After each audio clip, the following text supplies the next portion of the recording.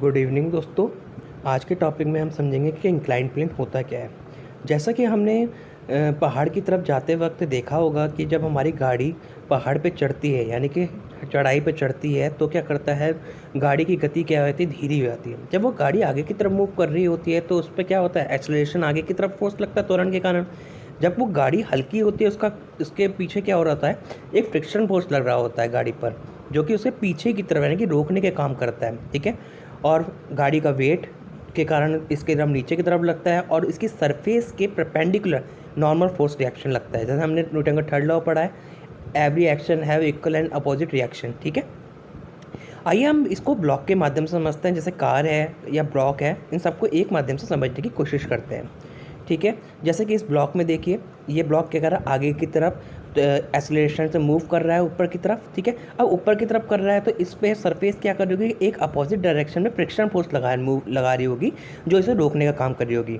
और इस ब्लॉक का कुछ ना कुछ मास है तो उस वजह से नीचे की तरफ वेट लगता है। और इस वेट जो ये वेट सरफेस पे लगा रहा है, उतना ही सरफेस क्या करेगा, इस पर भी लगाएगा, न्यूटन का थर्ड लॉ। तो वो नॉर्मल रिएक्शन ऊपर की तरफ लगती है। ठीक है।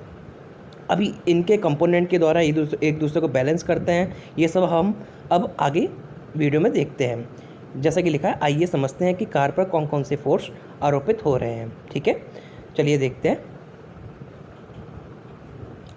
जैसे कि ये ब्लॉक में दिखा रखा है कि ब्लॉक में एक फोर्स एफ जो है दे रखा रेखा, वो ऊपर की तरफ तुरंत गति से मूव कर रहा है। नीचे एम जी का एक component M G cos theta और एक एम जी साइन थीटा। जो फोर्स है वो एम जी साइन थीटा के इक्वल हो जाएगा, प्लस एक उसमें फ्रिक्शन फोर्स लगेगा, और जो एन है वो एम जी कॉस थीटा के इक्वल हो जाएगा। ठीक है। इसको समझने के लिए ये वीडियो आगे देखें।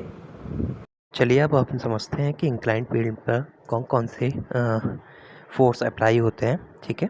अब इंक्लाइंड प्लेन पर हम या तो किसी ब्लॉक की बात करें या किसी कार की बात करें, ठीक है, बात एक ही है। ठीक है। तो देखिए, मैं आपको के एग्जांपल से समझा देता हूँ। जैसे कि ये एक इंक्लाइंड प्लेन है। ठीक है। ये थीटा हो गया, ये 90 डिग्री है। ठीक है। इस पर क्या है, ये कोई ब्लॉक है एम मास का, ये कोई ब्लॉक हो गया। इसको पूरा फिल कर देता हूँ। ये कोई एम मास का ब्लॉक है। ठीक है। इस पे कौन कौन से फोर्स अप्लाई हो रहे हैं, इस पे देखिए, एक तो इसका सेंटर ऑफ मास के कारण नीचे की तरफ ऐसे फोर्स अप्लाई होगा। ठीक है। वो क्या होगा, इसका वेट के कारण होगा। वेट यानी कि एम जी, एम इसका द्रव्यमान, जी ग्रेविटी, उसके कारण होगा। ठीक है। और क्या होगा, देखिए, अब इस पे ये ब्लॉक है, कोई ब्लॉक है। ठीक है। ब्लॉक जैसे कोई सरफेस है, ठीक है, उसके ऊपर कोई ऐसे ब्लॉक रखा हुआ है, तो ये क्या करता है, ब्लॉक अपने वेट के कारण सरफेस पे जो फोर्स लगा रहा है उसके अपोजिट में न्यूटन का थर्ड लॉ एक रिएक्शन लगती है, नॉर्मल फोर्स लगता है। ठीक है। तो वो क्या होता है, हमेशा सरफेस के परपेंडिकुलर। तो यहाँ पर सरफेस क्या है, ये सरफेस है, इसके ब्लॉक इस सरफेस पर नीचे की तरफ फोर्स लगा रहा है। ठीक है। और इसके अपोजिट में क्या लगेगा, एक नॉर्मल फोर्स, या नॉर्मल फोर्स कह सकते हैं या रिएक्शन फोर्स कह सकते हैं। ठीक है। अब एक तो ये हो गया। ठीक है। तो इस फोर्स को देखिए, एम जी वेट नीचे की तरफ ये लग रहा था। ठीक है। ये नॉर्मल फोर्स होगा। इस नॉर्मल फोर्स को अब जैसे इस नॉर्मल फोर्स को बैलेंस कौन सा फोर्स करेगा, जो एम जी का याला कंपोनेंट होगा। ठीक है। एम जी का याला कंपोनेंट होगा। ये कैसे निकलेगा, देखिए, ये मैं आपको बताऊंगा कैसे करके थीटा होगा, क्या होगा क्या नहीं होगा। ठीक है। पहले हम फोर्स समझ लेते हैं कौन कौन से हो रहे हैं। फिर क्या बात होती है, फिर बात आती है कि अगर ये ब्लॉक मूव कर रहा है, जैसे ये ऊपर की तरफ मूव कर रहा है ए एक्सेलरेशन से, ठीक है, तो ए एक्सेलरेशन से फोर्स कर रहा है। अब देखिए, हमने कभी भी देखा होगा कि हम जब पहाड़ पे गाड़ी चलाते हैं तो जब ढल ऊपर चढ़ाई आती है, हिल पे हम जाते हैं, तो क्या करते हैं, हमारी गाड़ी स्लो हो जाती है। स्लो किस कारण से होती है, इस पर एक उल्टी तरफ में क्या लग रहा होता है, फ्रिक्शन फोर्स लग रहा होता है, फ्रिक्शन लग रहा होता है। ठीक है। वो किसके बराबर होता है, म्यू इंटू आर या म्यू इंटू एन, जो ये नॉर्मल होता है उसके इक्वल होता है। ठीक है। अब हमने ये समझ लिया कि क्या क्या लगता है। देखिए, ब्लॉक है, ब्लॉक किसी सरफेस पे है तो वो उस पर क्या लगाएगा, नीचे की तरफ अपने वेट के कारण फोर्स लगाएगा। ये कितना होगा, एम जी। उसी वेट को बैलेंस करने के लिए ऊपर की तरफ एक नॉर्मल लगेगा। ठीक है। ये फोर्स लगेगा। दूसरा, अगर ये मूव कर रहा है तो क्या करेगा, सरफेस की तरफ क्या करेगी, फ्रिक्शन फोर्स पीछे की तरफ लगाएगी इसकी गति को रोकने के लिए, ठीक है। ये 4-5 फोर्स लगते हैं। अब हम समझ लेते हैं कि बेसिकली क्या होता है कि नॉर्मल न्यूयॉर्क ये कैसे निकलता है। देखिए, ये हमने क्या था हमारा, ये हिल हो गई, ठीक है, जिसमें हमें चढ़ाई ब्लॉक मान लीजिए चढ़ाई करनी है, ठीक है। अब इस पर मैं कुछ दूसरे डायग्राम से बना देता हूँ। जैसे ये कोई ब्लॉक है, ठीक है, ठीक। अब देखिए, ब्लॉक अपने वेट के कारण नीचे की तरफ ऐसे करके लगाएगा, ठीक है, ठीक है। इस वेट का, ये वेट है, वेट क्या होता है, mg। इस वेट के कारण इसका जो कंपोनेंट याला होगा, क्योंकि देखिए मैंने आपको क्या बताया, सरफेस के परपेंडिकुलर ही नॉर्मल रिएक्शन लगती है, ठीक है। ये ब्लॉक है, ब्लॉक में वेट के कारण नीचे फोर्स लगाए तो इसके परपेंडिकुलर, सरफेस के परपेंडिकुलर लगी। तो यहाँ सरफेस क्या है, ये, तो वो कैसे लगेगी, ऐसे करके ऊपर की तरफ लगेगी, ठीक है। उस नॉर्मल फोर्स या रिएक्शन फोर्स को कौन बैलेंस करेगा, ये नीचे वाला। अब मान लीजिए, अब मैं इसमें ये एक बात आती है कि अगर मान लीजिए normal force is greater than weight, block का जो वेट है, ब्लॉक अपने वेट के कारण नीचे फोर्स लगा रहा है और नॉर्मल फोर्स का लग रहा है जो सरफेस है, सरफेस इस ब्लॉक को ऊपर की तरफ जो फोर्स लगा रही है। अगर मैंने कहा नॉर्मल फोर्स वेट से ज़्यादा है तो क्या होगा, ये ब्लॉक क्या होगा, ये ब्लॉक ऐसे कूदेगा ऊपर की तरफ, आगे बढ़ेगा लेकिन कूद के। क्यों, क्योंकि नॉर्मल फोर्स क्या है, ज़्यादा हो रहा, तो ये ब्लॉक क्या होगा, ऊपर की तरफ खींचेगा। ये फोर्स क्या हो गया, ज़्यादा हो गया, तो ये ब्लॉक क्या होगा, ऊपर की तरफ मूव करेगा, क्योंकि ये फोर्स कम हो गया, नीचे वाला फोर्स कम है, ऊपर वाला फोर्स ज़्यादा है। अब आप ही बताइए कि जब ज़्यादा फोर्स वाला कोई इंसान खींचता है आपको अपनी तरफ, तो आप उसकी तरफ खींचोगे या कम फोर्स वाले की तरफ, ज़्यादा फोर्स वाले की तरफ। तो इसलिए सरफेस से क्या होता है, उठ के चलता है, ना कि चिपक के। और चिपक के कब चलेगा, जब नॉर्मल फोर्स और वेट इक्वल होंगे, तभी तो। ना मैं उस तरफ जाऊंगा, आगे की तरफ जाऊंगा, ना पीछे की तरफ, ना ऊपर की तरफ जाऊंगा, ना नीचे की तरफ, तो बीच में रहूँगा फिक्स, जैसे कि हमारी गाड़ी रहती है। तो हम इससे क्या हो जाएगा, नॉर्मल इक्वल टू वेट, ठीक है। फिर क्या आता है, फिर मैं आपको एक चीज़ बता ही चुका हूँ कि आगे क्या लगता है, एक्सीलरेशन के कारण लगता है, ठीक है। इधर क्या लगता है, फ्रिक्शन फोर्स लगता है, वो किसके बराबर होता है, म्यू आर के, ठीक है। आर क्या होती है, जो नॉर्मल रिएक्शन लग रही होती है ब्लॉक पे, ठीक है।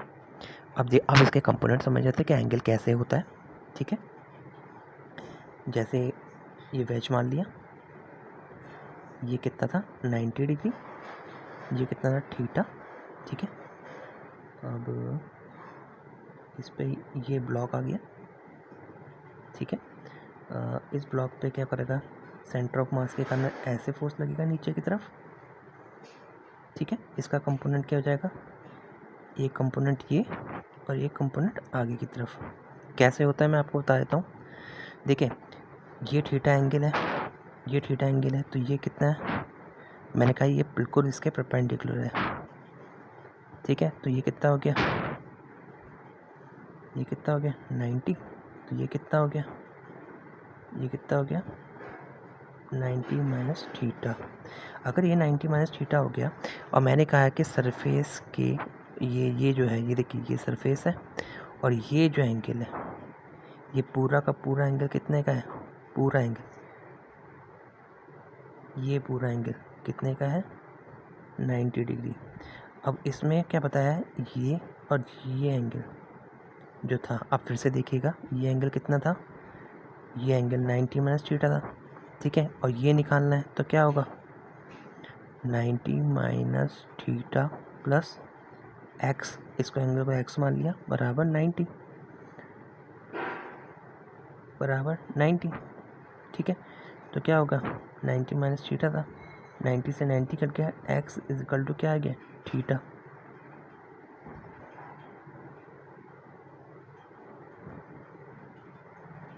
ठीक है। तो एक्स इज इक्वल टू कितना आ गया, थीटा आ गया, ठीक है। एक्स इक्वल टू थीटा आ गया, तो ये समझ गए हम। फिर से मैं आपको समझा देता हूँ। ठीक है। जैसे ये वेज है, ठीक है। इस वेज पे क्या हो रहा था, ये कोई ब्लॉक था, ठीक है। इस ब्लॉक से ये थीटा था, ये 90 था, ठीक है। तो इस ब्लॉक पे क्या हो रहा था, ऐसे नीचे की तरफ वेट के कारण फोर्स लग रहा था, ठीक है। लेकिन नॉर्मल रिएक्शन क्या होती है, ऊपर की तरफ, क्योंकि सरफेस के परपेंडिकुलर होती है। इसी को नीचे कर दीजिए तो क्या करेगा, ये फोर्स इसको बैलेंस करेगा नॉर्मल को, ठीक है। वो कितना हो जाएगा, ये एंगल से पता चलेगा, ठीक है। अब आपको पता है, देखिए सरफेस के परपेंडिकुलर 90 हो गया, ठीक है। तो ये एंगल कितना है, पूरा का पूरा 90 डिग्री, ठीक है। और मैंने ये एंगल कितना निकाला था, देखिए थीटा ये हो गया था, और जो फोर्स लग रहा था ये कितना हो गया, देखिए मैं यहाँ पर दिखा देता हूँ। ये फोर्स के कारण कितना था यहाँ पर 90 डिग्री, तो ये कितना आ गया 90 माइनस थीटा। अब ये 90 माइनस थीटा हो गया और ये पूरा 90 है, तो ये कितना आ जाएगा एंगल, आप इसको देख लेंगे तो ये आ जाएगा थीटा। मैंने आप पिछले आप इसको बैक करके देखिएगा तो उसमें पूरा सॉल्व कर देगा, ठीक है। अब जब ये थीटा आ गया, ठीक है, अब आगे समझ लेते हैं, एक मिनट। ये डायग्राम था हमारा, ये ब्लॉक था, ठीक है, ये वेट था, मतलब वेट ही मान ले रहा हूँ, mg कहते हैं इसे, मास और ग्रेविटी, ठीक है। इसके कारण ये जो आ रहा था ये थीटा था, आ गया था हमारा। तो क्या होगा, देखिए एक कंपोनेंट ये हो गया, एक कंपोनेंट ये हो गया, तो ये इसके साथ जो होता है वो से क्या कहते हैं, mg cos थीटा, ये आपने साइंस से पढ़ा होगा। और ये क्या हो गया इसका कंपोनेंट, mg sin थीटा, ठीक है, ठीक है। तो और क्या लगते थे फोर्स इसमें ये एक्सेलरेशन के कारण फोर्स आगे की तरफ लगता था, एक इसमें नॉर्मल हो गया, ठीक है। अगर गाड़ी मूव आगे की तरफ, जैसे अगर गाड़ी मूव आगे की तरफ कर रही है तो फ्रिक्शन फोर्स लगता था म्यू इंटू एन या म्यू इंटू आर, एक ही बात है, ठीक है। तो अब इसके लिए इक्वेशन लिख लीजिए आप, क्या हो जाएगी इक्वेशन, मैं बता देता हूँ आपको, ठीक है। आपको इसमें बैक करके जाके देखना है कैसे इक्वेशन आ रही है, ठीक है। मैं ऐसे लिख देता हूँ। तो देखिए जैसे गाड़ी मूव कर रही थी, गाड़ी जब आगे की तरफ मूव कर रही है तो कैसे लगेगा, एफ जो फोर्स होगा वो किसके इक्वल होगा, क्योंकि मान लो गाड़ी आगे मूव कर रही है, ठीक है, तो ये ग्रेटर होना चाहिए, फोर्स ये ग्रेटर होना चाहिए किसके, ये फोर्स ग्रेटर होना चाहिए किसके, पीछे कौन सा लग रहा था, mg sin थीटा प्लस जो फ्रिक्शन फोर्स था, इसे म्यू आर भी कह सकते हैं और म्यू एन भी कह सकते हैं, ठीक है। और मान लीजिएगा गाड़ी स्टेशनरी है, गाड़ी रुकी हुई है, तो क्या हो जाएगा, ये हटाकर क्या कर देंगे हम, बराबर, यानी कि F इक्वल टू ये, और F को क्या लिख सकते हैं, m जो मास है उसका, और a यहाँ भी मास उसका ही है, ब्लॉक का, ब्लॉक होगा तो ब्लॉक आ जाएगा, गाड़ी होगी तो गाड़ी आ जाएगा, ठीक है। दूसरा क्या होगा, दूसरा जो नॉर्मल ऊपर लग रहा था और ये नीचे लग रहा था, तो नॉर्मल इक्वल टू क्या आ जाएगा, कैपिटल एम जी तो वेट हो गया, ये क्या जगह कॉस थीटा, तो यहाँ से नॉर्मल निकल जाएगा, वहाँ से वो निकल जाएगा, बस सॉल्व हो जाएगा हमारा सॉल्यूशन, ठीक है।